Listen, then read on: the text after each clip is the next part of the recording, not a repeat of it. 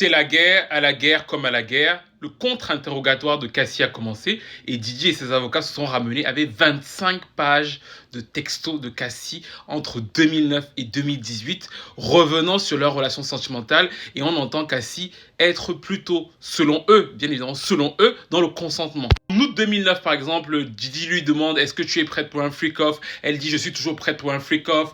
Le deuxième jour, il lui dit: j'ai hâte de te voir. Elle dit: moi aussi, je veux que ce soit incontrôlable. En juillet 2012, elle lui envoie des textos en disant: je suis excitée, je m'ennuie. Et c'est directement après un freak-off.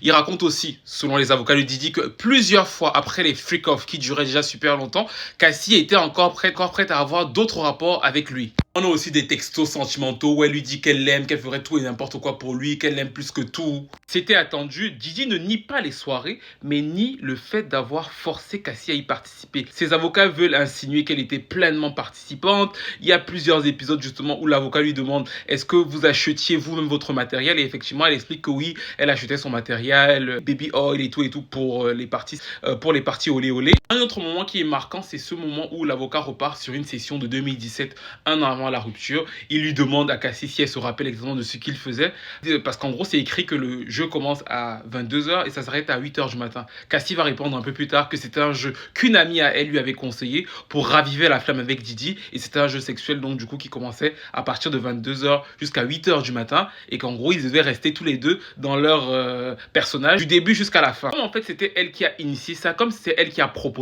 ça, ils veulent se servir de ça pour dire qu'en fait elle était consentante. À un moment donné aussi, l'avocat de Didi demande: est-ce que vous étiez amoureuse de lui? Elle répond oui. Est-ce que vous pensiez qu'il était amoureux de vous? Et elle dit: je le pensais aussi. Et du coup, c'est pour pouvoir tirer le truc en disant: regardez, ce n'est pas une affaire de trafic sexuel, c'est une affaire de violence domestique, c'est une relation toxique. Donc du coup, Didier est coupable de l'avoir frappé, mais c'est tout.